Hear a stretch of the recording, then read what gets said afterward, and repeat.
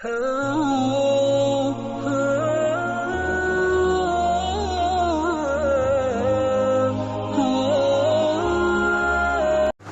علیکم ورحمۃ اللہ وبرکاتہ۔ ناظرین، آج کی ویڈیو میں ہم خانہ کعبہ کے تعلق سے بات کریں گے۔ وہ خانہ کعبہ جس کو اللہ کی عبادت کے لیے سیدنا حضرت ابراہیم علیہ السلام نے تعمیر کیا تھا، اور پوری دنیا سے حجاج کرام جس گھر کا طواف کرنے کے لیے جاتے ہیں، جہاں حج کا فریضہ ادا کرنے کے لیے جاتے ہیں، اس خانہ کعبہ کی ہم بات کریں گے۔ شاعر مشرق ڈاکٹر اقبال نے کہا تھا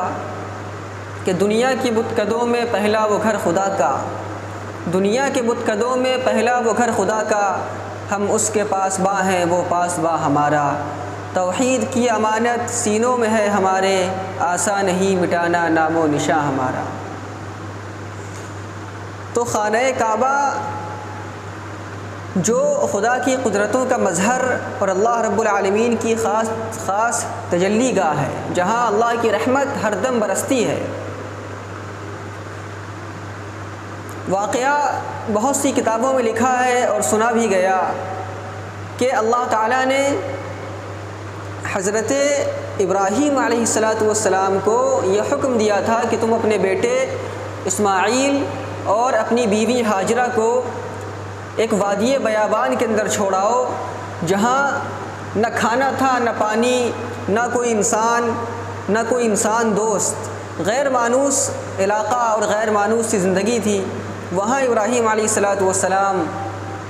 نے اپنے نخت جگر اسماعیل اور اپنی بیوی ہاجرہ کو وہاں چھوڑ دیا تھا۔ وہ دور تھا دنیا میں ہر طرف تاریکی چھائی ہوئی تھی، ایران، ہند، مصر، یورپ، ہر طرف ایک اندھیرا تھا، عالمگیر اندھیرا تھا۔ کہیں اخلاق کی، حسن اعمال کی کوئی چنگاری یا کوئی کرن نظر نہیں آتی تھی۔ حق ایک طرف اور حق کو قبول کرنا تو ایک طرف۔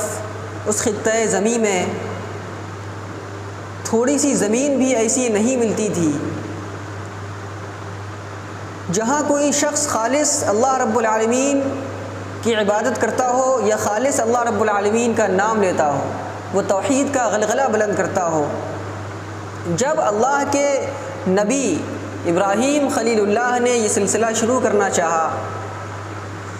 اور جب انہوں نے توحید کی صدا بلند کرنی چاہی، تو لکھا ہے علامہ شبلی نعمانی، جو بڑے محقق، محدث اور ایک عظیم تاریخ نگار ہیں، بڑے مورخ ہیں، انہوں نے اپنی کتاب میں لکھا ہے کہ ابراہیم علیہ السلام نے جب یہ صدا بلند کرنی چاہی تو آگ کے شعلوں سے کام پڑا۔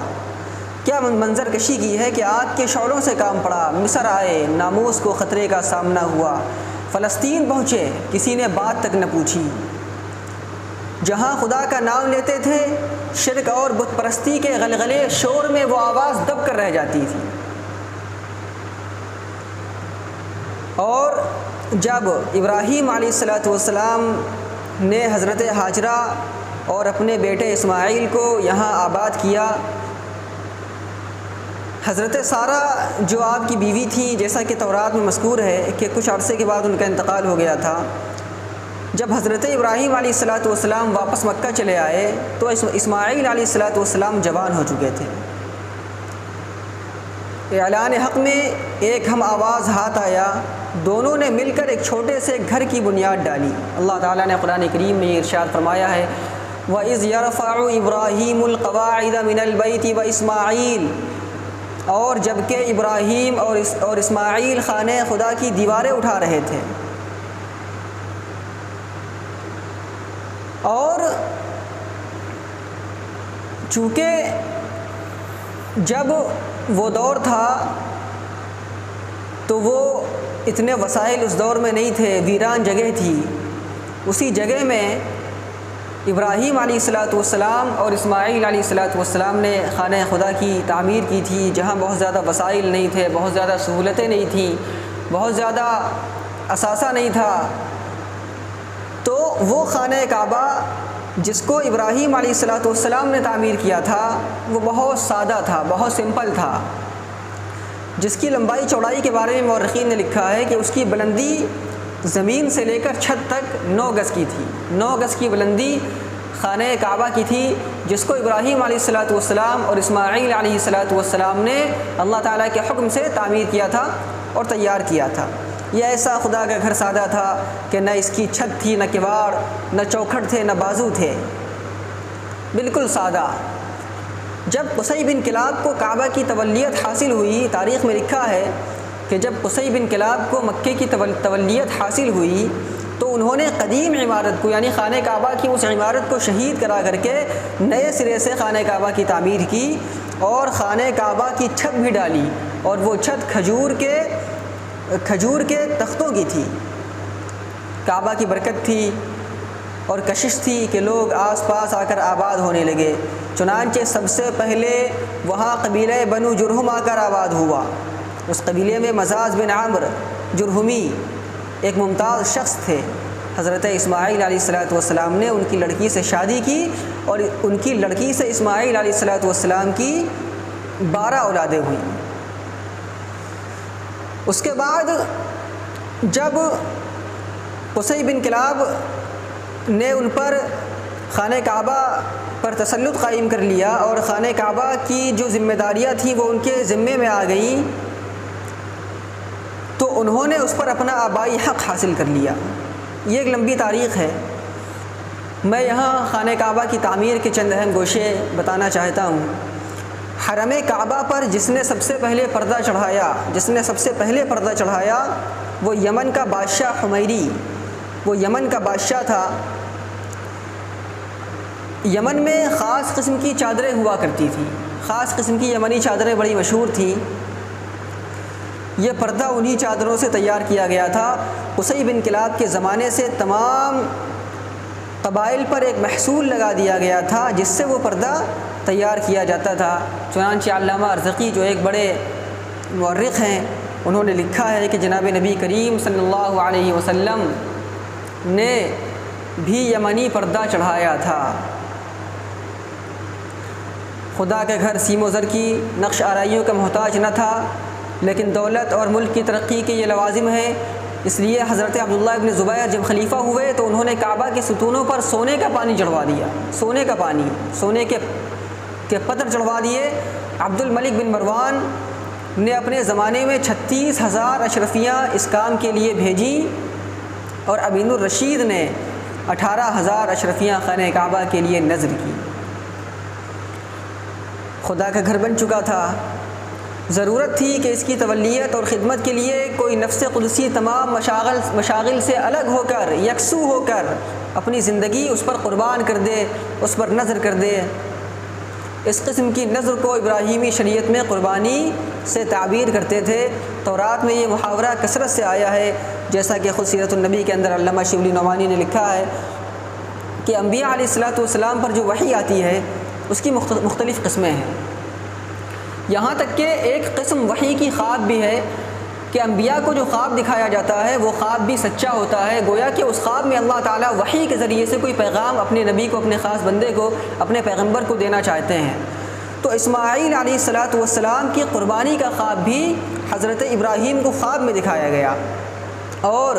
اللہ تعالیٰ نے ان کو دکھایا کہ وہ خواب میں اپنے بیٹے، اپنے لخت جگر اسماعیل علیہ السلام کی قربانی پیش کر رہے ہیں۔ اندازہ لگائیے، غور کریے کہ ابراہیم علیہ السلام جن کے یہاں کوئی اولاد نہیں تھی، اور حضرت حاجرہ جن کو عالم بڑھاپے کے اندر، عالم شیخوخیت میں اللہ تعالیٰ نے چاند سا بیٹا عطا فرمایا تھا، اور پھر اللہ نے اس کا یہ امتحان لیا کہ پہلے تو اس کو وادی بیابان کے اندر چھوڑنے کا حکم دیا، اور اس کے بعد جب خانہ کعبہ کی تعمیر ہو گئی، اللہ کا گھر آباد ہو گیا اور وہاں برکتوں کا نزول ہونا شروع ہو گیا، تو اللہ تعالیٰ نے ابراہیم علیہ السلام کو خواب میں دکھایا کہ وہ اپنے بیٹے اسماعیل کو، اپنے لخت جگر کو اپنے ہاتھوں سے ذبح کر رہے ہیں، یہ خواب میں دکھایا۔ اور چونکہ میں نے بتایا کہ انبیاء کا خواب بھی برحق ہوا کرتا ہے، سچا ہوا کرتا ہے، وہ وحی کی ایک قسم ہوا کرتی ہے کہ اللہ تعالیٰ خواب کے ذریعے سے وحی بھیجا کرتے ہیں، وہ پیغام سچا ہوا کرتا ہے۔ تو جب انہوں نے خواب دیکھا تو اس کی تعمیل پر آمادہ ہو گئے، نبی تھے، آمادہ ہو گئے۔ حضرت ابراہیم علیہ السلام کو اپنے استقلال اور جانثاری پر اتنا اعتماد تھا، لیکن یہ تحقیق مطلوب تھی کہ آخر وہ نوجوان بیٹا،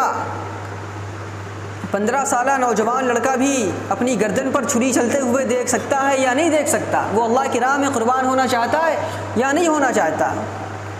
تو انہوں نے اپنے بیٹے سے فرمایا، قرآن پاک میں اللہ نے ارشاد فرمایا ہے، یا بنی انی ارا فی المنام انی اذبحک فانظر ماذا ترا، کہ بیٹا میں خواب دیکھ رہا ہوں، میں دیکھتا ہوں کہ میں تم کو ذبح کر رہا ہوں، تو تمہاری کیا رائے ہے، تم بتاؤ۔ تو بیٹا فرما بردار بیٹا، انہوں نے فرمایا، قرآن نے اس کا بھی نقشہ کھینچا ہے، یا ابت افعل ما تؤمر ستجدنی ان شاء اللہ من الصابرین، ابا جان آپ کو جو حکم ہوا ہے وہ کر گزریے، خدا نے چاہا تو میں ثابت قدم رہوں گا۔ شاعر کہتا ہے کہ یہ فیضان نظر تھا یا کہ مکتب کی کرامت تھی، یہ فیضان نظر تھا یا کہ مکتب کی کرامت تھی، سکھائے کس نے اسماعیل کو آداب فرزندی۔ انہوں نے کہا کہ ابا جان آپ کو اللہ نے جو حکم دیا ہے آپ وہ کر گزریے، ہم انشاءاللہ اس پر ثابت قدم رہیں گے۔ اب ایک طرف 90 سال کے ضعیف باپ، جس کو دعائے سحر کے بعد خاندان نبوت کا سلسلہ ابراہیمی کا چشم و چراغ ملا تھا، وہ جس کو ابراہیم علیہ السلام ساری دنیا سے زیادہ محبت کیا کرتے تھے، اسی محبوب کے لیے اس کی آستین چڑھ چکی ہیں اور ہاتھ میں چھری ہے۔ لیکن اللہ تعالیٰ نے جب ابراہیم علیہ السلام نے اس بیٹے کو قربان کرنا چاہا تو اللہ تعالیٰ نے فرمایا، قرآن کریم میں نقشہ کھینچا ہے، یا ابراہیم قد صدقت الرؤیا کذلک نجزی المحسنین، ابراہیم آپ نے خواب کو سچ کر دکھایا، ہم نیک بندوں کو اسی طرح بدلہ دیا کرتے ہیں۔ اللہ تعالیٰ نے اسماعیل علیہ السلام کی جگہ جنت سے ایک دمبا بھیجا